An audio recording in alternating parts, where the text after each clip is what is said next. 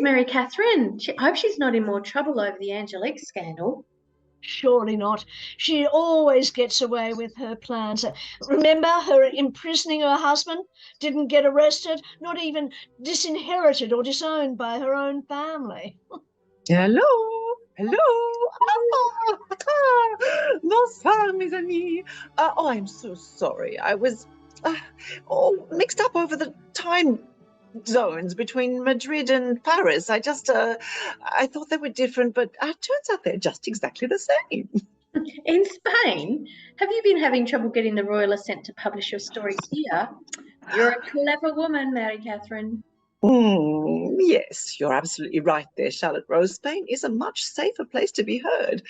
But it wasn't about publication, or not entirely. I wanted to be heard, yes, and to keep my head too. There is a time to speak and a time to be silent, and as you say, Charlotte Rose, I'm a clever enough woman to know when to do either. Have you been banished too? Let us rather say I chose to advance my future prospects beyond the borders of France. So you moved to Spain? For now. Spain was my first choice because, yes, I can have my books published here and still have my writing in French literary magazines, but also it's where my mother and my eldest daughter settled after that earlier problem of having my husband wrongfully imprisoned and nearly executed on a false charge. It was really rather kind of him not to cut off your allowance after that. Oh, I don't need his allowance. He doesn't give me one anyway. I have sufficient to pay my way wherever I choose to go. I am, after all, the only daughter of a minor nobleman, and I can go to Portugal, Holland, England, after Spain. Oh, that sounds so wonderful. And you've had quite a trip planned for yourself, Mary Catherine, and so many countries that have caused France difficulties recently. Oh. I wonder, places that our government would perhaps like to know more about. Was there any difficulty in leaving France for the trip? Ooh. You raise some interesting points, Charlotte Rose. It is almost as if our government was so keen to have a bright, articulate, observant woman passing through the countries of our enemies that they were willing to subsidise her trip. Oh, no, I think you must have let your imaginations run away from you, my friends. What if anyone was to hear you and think that you were suggesting I am some kind of international spy? When really I'm the most nondescript of women. But if you could be disguised the way a spy is disguised, I wonder what would be a disguise that could get you what you want. Well, I suppose that depends what you want. And what you want probably depends on whether you're a man or a woman. Well, men already have everything that they want. To get what we want, we'll have to transform ourselves from the submissive feminine to the hero in our own stories. In fact, you know, I have a story where that sort of disguise works very well indeed. Would you like to hear it? Oh, yes. Belle Belle or the Chevalier Fortuné.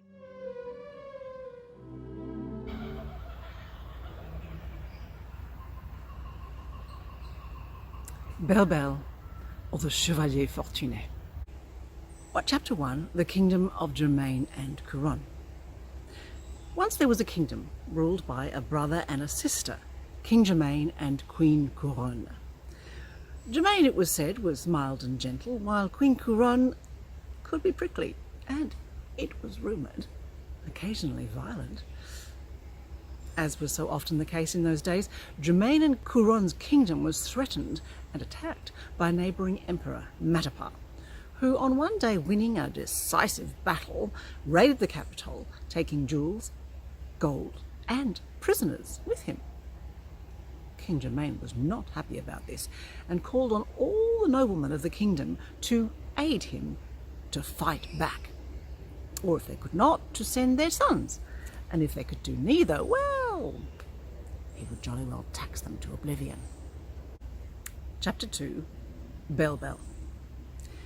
A nobleman in the kingdom, a poor, elderly, infirm gentleman, and the father of 3 beautiful daughters, realised that he faced a terrible choice: either die in battle or be made destitute. His daughters, not wanting to see their father dead or destitute, thus decided to dress as men and go to war. As so often happens in cases like these, the two eldest daughters were unsuccessful. They failed the test of kindness when they refused to help an old shepherdess who turned out to be a powerful fairy, Amical. So, of course, the youngest daughter, Belle Belle, who was kind and gentle by nature, aided the old shepherdess, and voila, the fairy Amical offered to help her. Amical provided Belle Belle with 3 gifts to help her on her way. First, the alias of Chevalier Fortuné. Second, a leather trunk, which, though light as a feather, was filled with gold, jewels, coins, cravats and swords, and which, with a stamp of a foot, would fill itself with new treasures and clothes. Third, a handsome, talking horse called Comrade, who would not only carry her, but be her companion. Chapter 3. Comrade Fortuné and the 3 amigos. Fortuné and Comrade set off, Comrade delighted to have a new master. "My old master used to compare me to Pegasus and Bucephalus in public, but in private he abused me and called me an old nag. So one day I kicked out his gnashes. I told him, 'A mouth that spews that much bile doesn't deserve pretty teeth.' Nay!" Fortuné loved Comrade's feisty spirit, and they became fast friends. Now, as a horse of the world, Comrade knew they would need companions to help them on their travels. Luckily, he knew a trio of excellent fellows to recommend. They were the 3 amigos, also known as the men of sense and sensibility. The first, Master Eagle, had the keenest eyesight in the world and was an expert bowman. The second, Master Angel, had the most acute hearing and a wonderful voice. So skilled was he could sense the vibrations of an insect eating a leaf and imitate the sound of a bee buzzing. The last, Master Swift, had the most exquisite sense of smell and could run faster than a cheetah.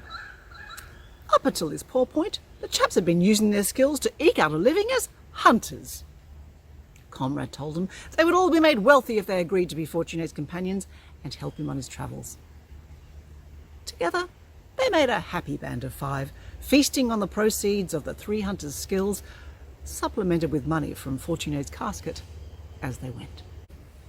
Chapter 4. Fortuné arrives at King Germain's palace and impresses everyone.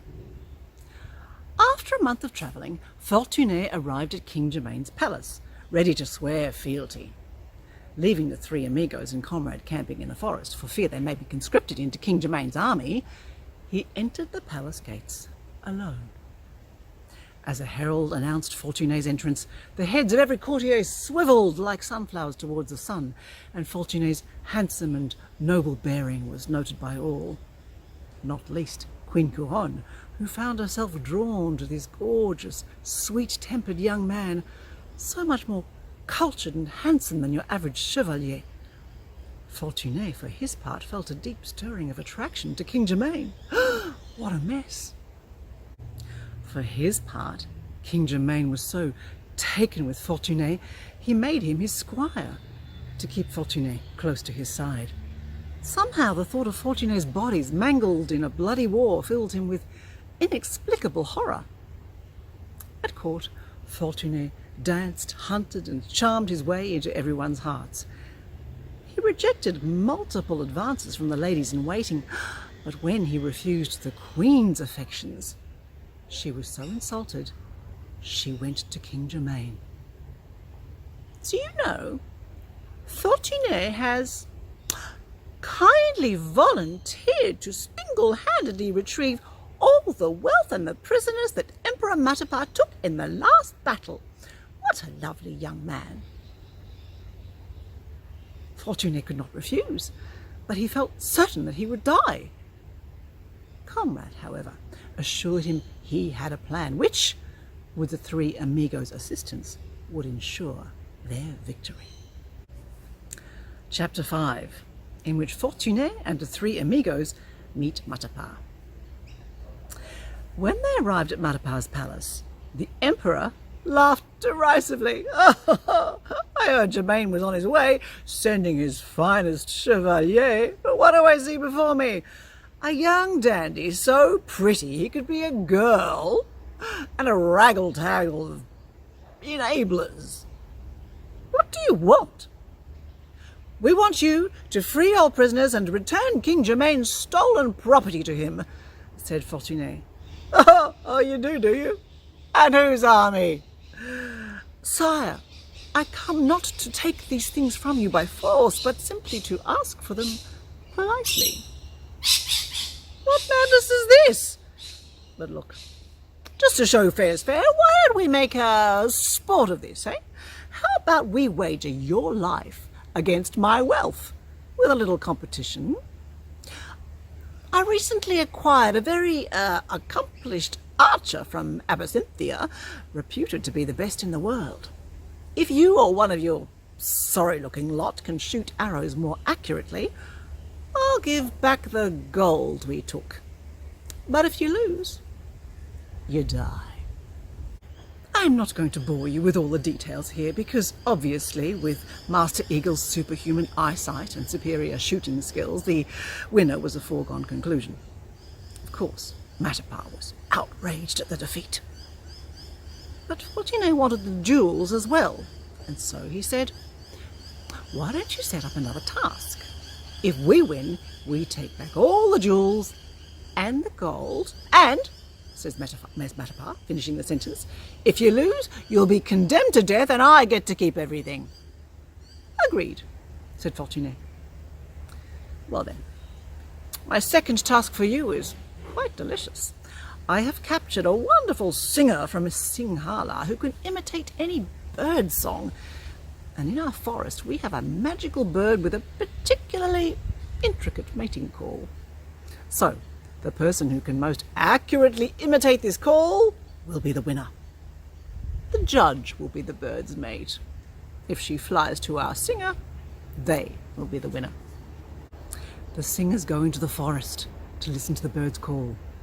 Of course we know that Master Angel has a special secret weapon, for he can hear and replicate not just the tune, but the undertones, the overtones, and the microtones of any bird's call. When the two singers emerge from the forest, each makes the call. A single bird flies out, appearing for one breathless second as if she's headed for Singhala. But suddenly the bird veers towards Master Angel, followed by an exultation of hens who flutter warmly all over our talented singer. All right, you're the winner, concedes Matapar. But look, why don't we try one last task? All or nothing, eh? How about you race my daughter for the prisoners, the jewels, and the gold? Or it's death for you, he thinks, knowing he has one last trick up his sleeve.